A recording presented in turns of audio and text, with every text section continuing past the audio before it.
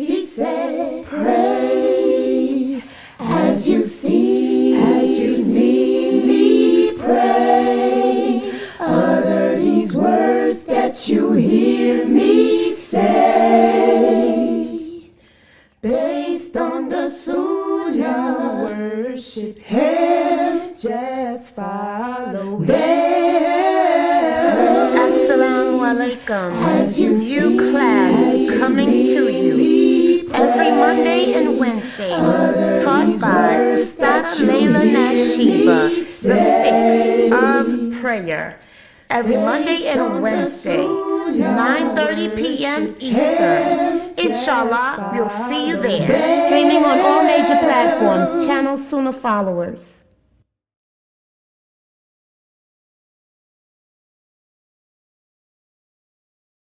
Rasulullah.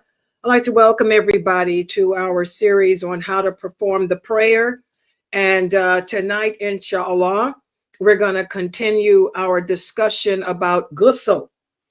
And a lot of you have questions regarding when are we required, when we are required as Muslims to take ghusl. And this is what we're going to be speaking about today. You know, when are we as Muslims required to take ghusl?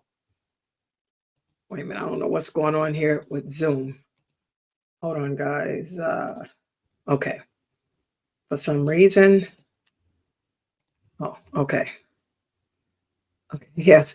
Okay, I'm sorry. I don't know what happened with Zoom. Let me fix this. Some button I hit and it did something silly.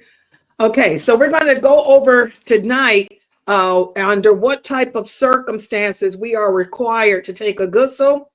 And then I'm going to end tonight's lecture with speaking how the Prophet sallallahu alaihi wasallam performed the gusso. But let's put the PowerPoint up on the screen.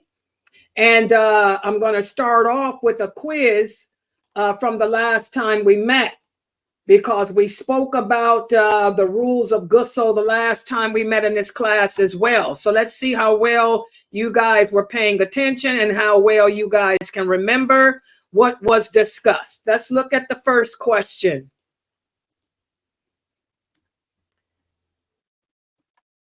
True or false?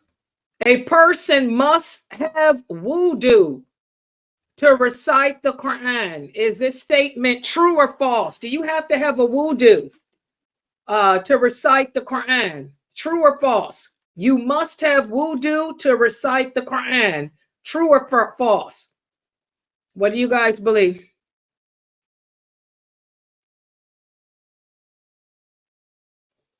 I believe it's false. Is everybody? Okay, mashallah, this is false. You do not have to be in a state of purity to recite the Quran. And believe it or not, guys, do you know that 40% of the Muslims in the world think you do? So that shows how we really need to get back to the basics. This is false. What about this?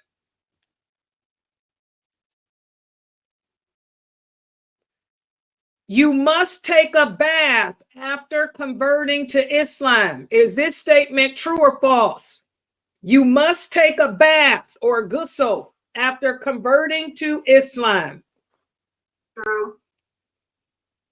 Does anybody disagree? What do you guys think on Facebook and YouTube? You must take a bath after converting to Islam. Is this statement true or false?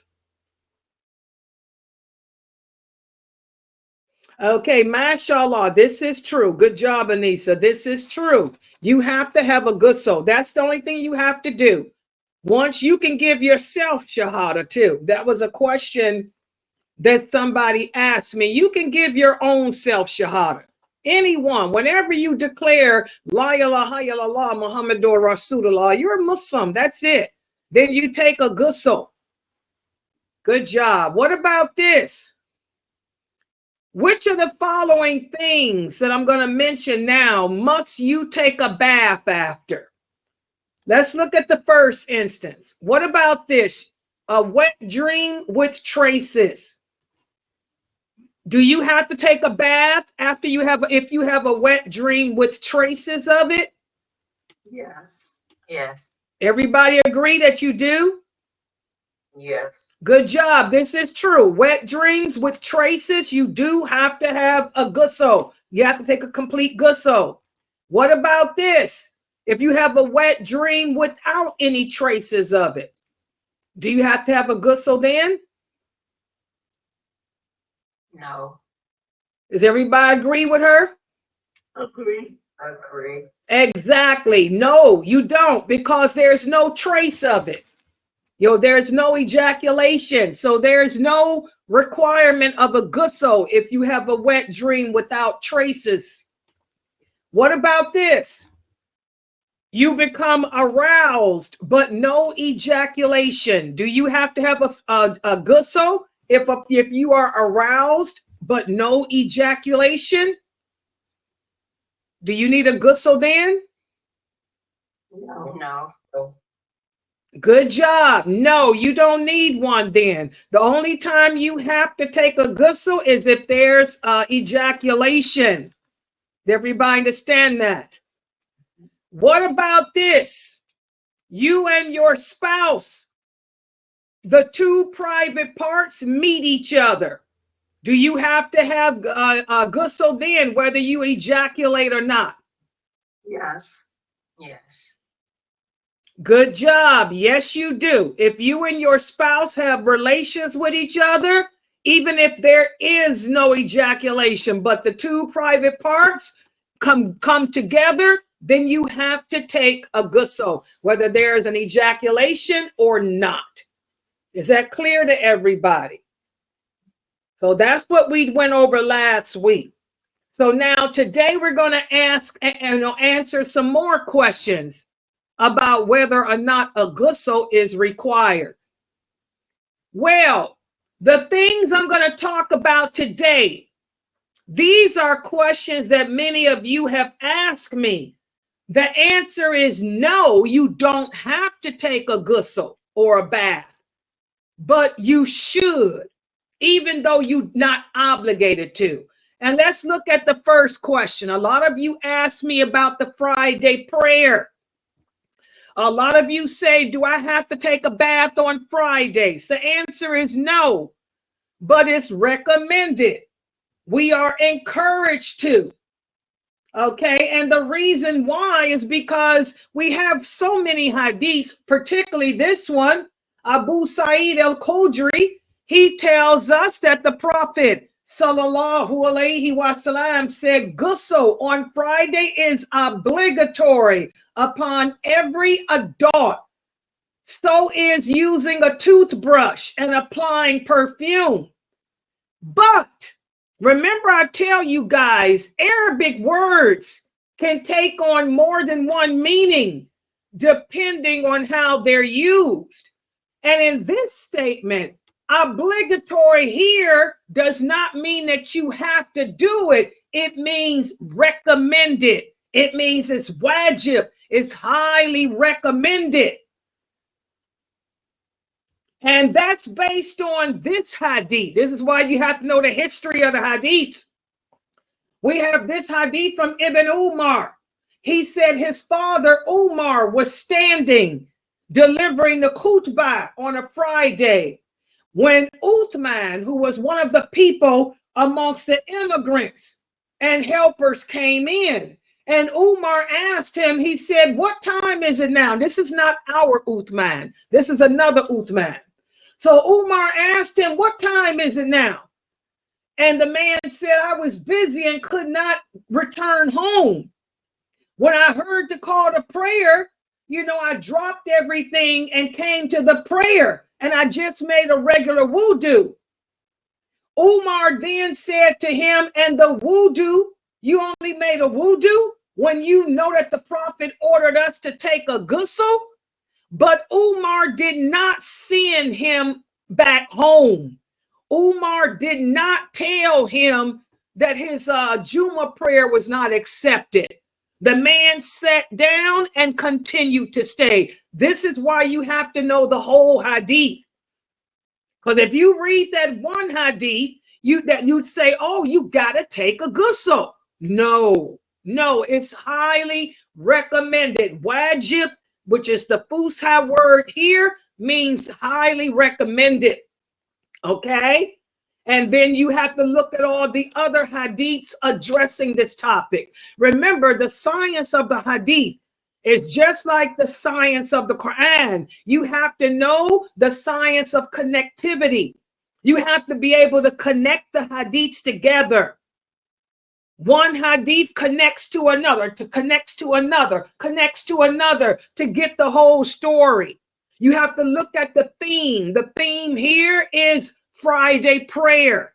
So what the scholars of hadith do, they look at all the hadiths addressing the Friday prayer, and they use the science of connectivity along with the science of linguistics to get to the meat of the hadith. So y'all see, it's a science. You got to study this stuff when you're a kid, from the people of knowledge, and go on with it. It's a process.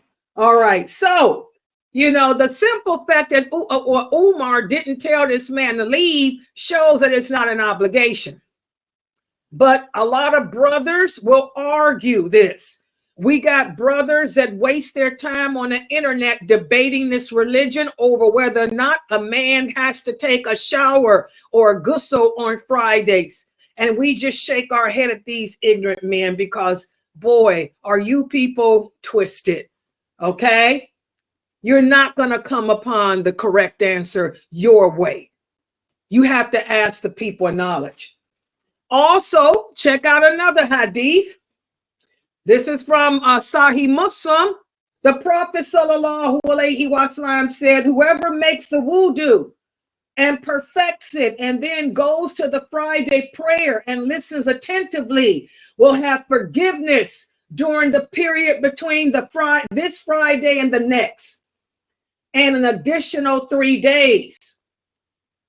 So again, this hadith here shows that gusso is preferred too, that it's not an obligation, but it's something that's highly recommended. The mention of wudu, instead of gusso in Arabic shows that wudu alone is sufficient for Friday, not the gusso. But again, you have to know the linguistics too. So, and this is one of the strongest proofs, or the strongest dalil that proves that gusso for the Friday prayer is not obligatory, but that it's preferred. So the brothers that waste their time arguing and fighting over this, they need to go somewhere and find something better to do, because all it does is show your ignorance. No, you are not obligated to take a bath on Friday, but it's highly recommended. Everybody understand that when you're going to the mosque. And that brings us to the next question. A lot of people ask, Sister Layla, what time do I have to take a gusso? Well, between Fajr and the time of the Friday prayer. You don't take it the night before. Some people will take their bath for Friday before they go to sleep. No, the gusso for Friday should be performed after Fajr. Anytime after Fajr till before the prayer. Does everybody understand that? So it's not the night before, it's after Fajr. All right, so let's look at the next issue. What about this?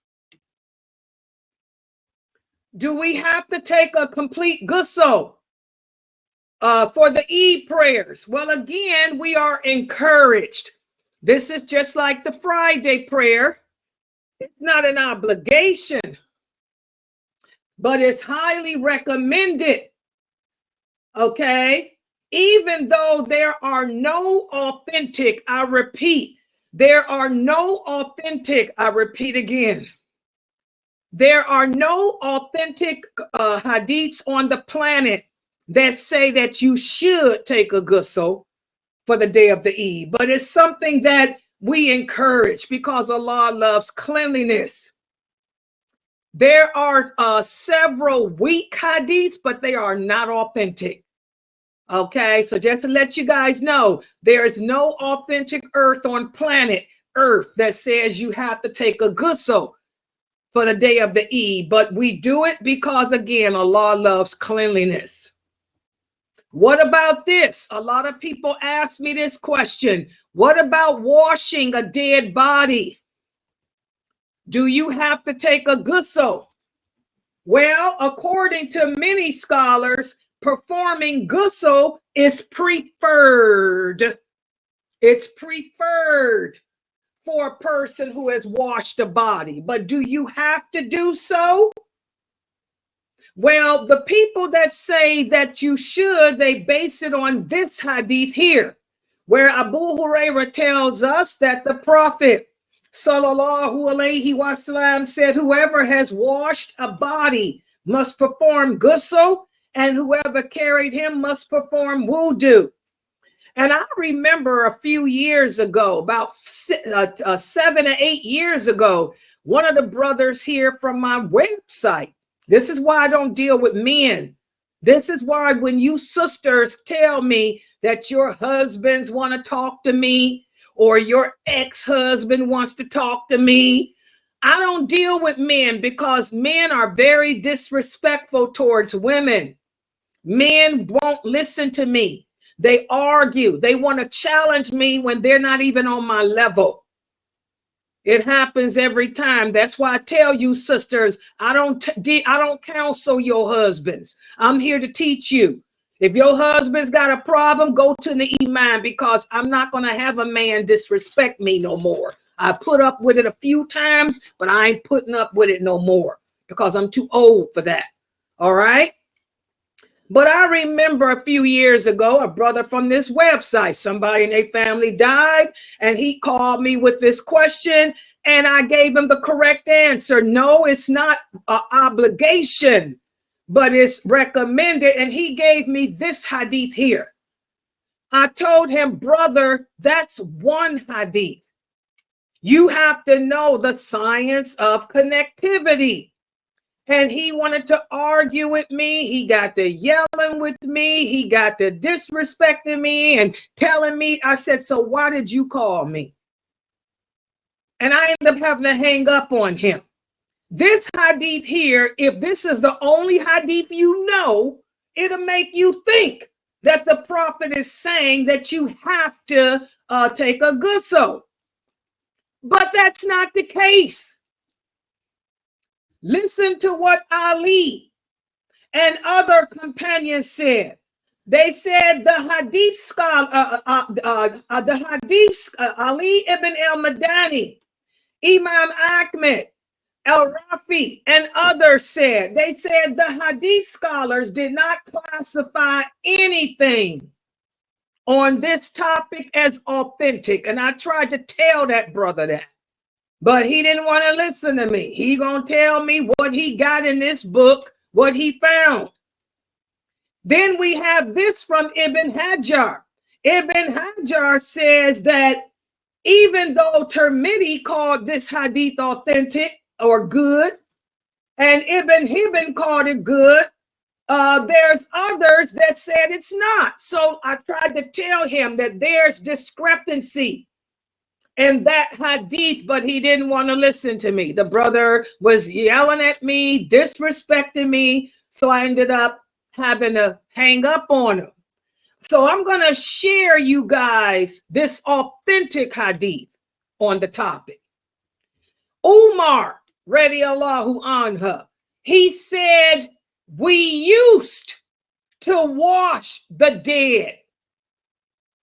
Some of us would make gusso and some of us would not. Now, this hadith is authentic and all the scholars of hadith agree. And I tried to tell the brother this. He wouldn't let me go into this because he never heard of it. And I told him, of course you never heard of it. You ain't no scholar. You just a lay person. You just a hood person. Okay. Also, we have this authentic hadith too. How many of you know that when Abu Bakr died, who washed his body? His body was washed by his wife, Asma. And it was a very cold day, and she was fasting. And so she asked the other companions who had come to her, she said, it's so cold and I'm fasting. Do I have to make a gusso? The other companions told her, no, it's not an obligation. And this hadith, this is a muwata hadith, and this hadith is authentic. So we got these two hadiths here that there's no question about. The other hadith, that one hadith, a lot of people question the chain of narrators in it. That's another science you have to know when it comes to hadiths. You have to look at the chain of narrators and see if there's any questionable person in it. That other hadith has questionable people in it. These two hadiths are authentic, no questions. All right. So the answer is no, you do not. You are not obligated to take a gusso after washing a dead body. But if it's something that you want to do, you can do.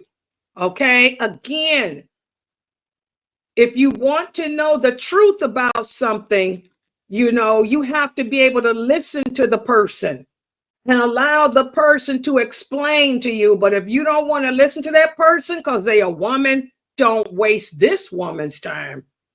Like I told the brother, do what you want to do. Don't ever call me again.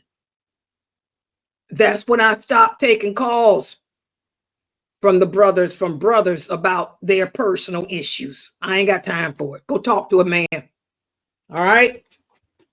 What about this? Do you have to take a gusso for Hajj? Again, this is preferred. It's preferred to take a gusso, okay, when you make an umrah or Hajj. Okay, and they base that on this hadith of Zayd ibn Thabit. He was one of the scribes of the Prophet. He says that he saw the Prophet Sallallahu Alaihi Wasallam when he intended to make Hajj. He saw him make wudu. As you guys know, the Prophet only made one Hajj and one Umrah. Okay. And Zayd ibn Thabit saw him take a gusso when he was preparing himself to do it. So based on this hadith, and by the way, even with this hadith, there's a difference of opinion. Some of the scholars say it's a Hasan, which is a good hadith, but we have some other scholars of hadith who say it's weak, that it's not authentic. So the bottom line, because of that, we say that it's preferred. It's preferred. It's preferred to take a gusso if you're going to make Hajj or Umrah, but is it an obligation? No. See, you have to know this stuff. You have to know what a good hadith is, authentic hadith is, and all of that. It's a science to the hadith, just like it is to the Quran. And this is the way Allah protects our religion. Allah makes it difficult because that way you can't do what the Christians and Jews did, which is change your religion and distort it. You have to learn Islam from the people of knowledge. You cannot teach yourself. And the people that you learn from are able to trace their learning all the way back to those originals. That's how Allah preserves Islam. Okay, that's why you can't teach yourself this deen. You can't pick up books and start reading thinking you know your religion. It don't work that way. Okay. And also, what about this? Do I have to take a gusso when I enter into the city of Mecca? Of course, it's not an obligation, but it's preferred. Yes, it's preferred for whoever wants to enter into the city of Mecca to make a gusso. We have this hadith of Ibn Umar. Ibn Umar, when going to Mecca, he would spend the night in Tawaf and then he would enter Mecca during the day. And he said that the Prophet sallallahu alaihi wasallam used to do this. And all the scholars say it's preferred to take a gusso upon entering Mecca. But if a person does not do it, but if one does not do so, there is no expiation for him to make. A regular wudu is sufficient. Most of scholars say just having a wudu is sufficient. Okay, we got a person asking, do you have to make wudu after gusso? It depends. If you remember, gusso out trumps wudu. If I were to speak in plain English, gusso means a complete bath. Wudu means a partial bath. A complete bath out trumps a partial one. So if I'm going to take a complete bath and I have the intention to make my prayers, then I would take my bath and make sure I don't touch my private parts with my bare hand as I dry off, and then I don't have to make a wudu.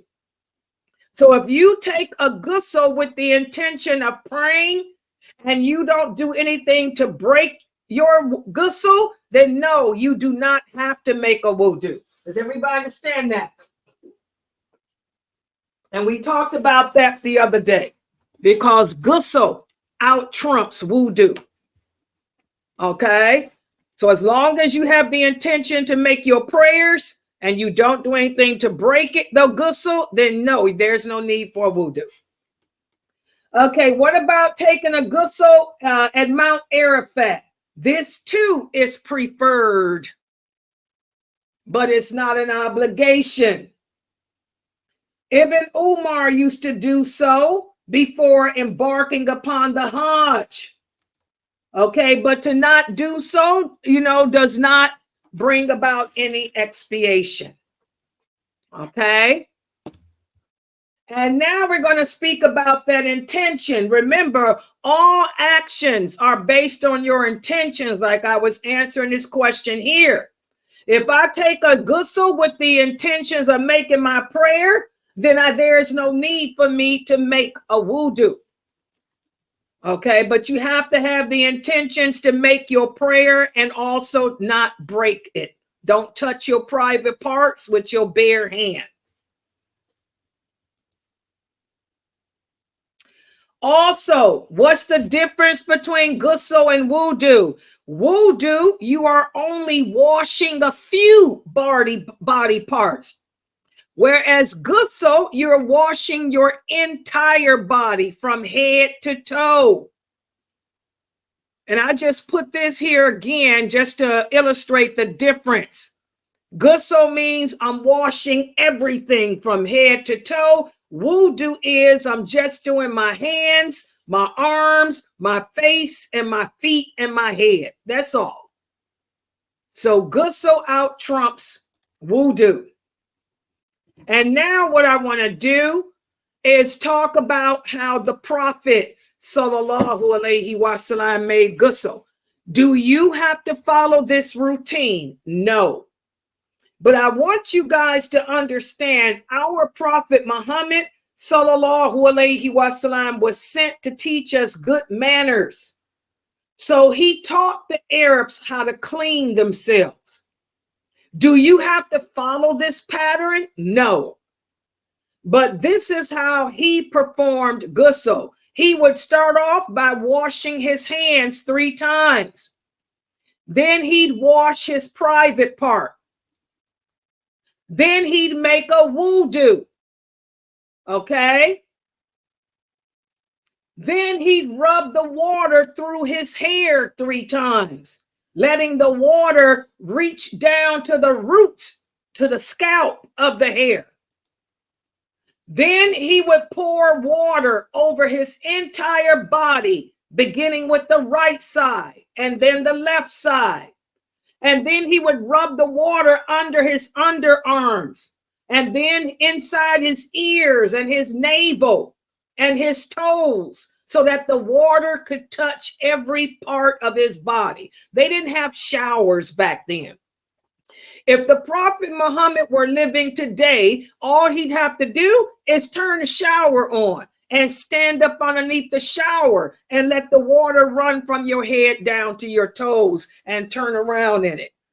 And as you guys know, they didn't have soap back in those days.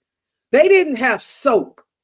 What they would do sometimes is put oil in the water to make the water smell good. But we have soap now.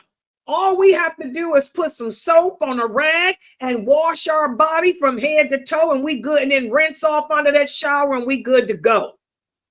But this is how the Prophet sallallahu alaihi wasallam performed his gusso back in the 6th century, to show or to teach the Arabs that they have to be clean, because before Islam, the Arabs didn't take baths that often. They didn't even take baths after intercourse back then, because water was a scarcity.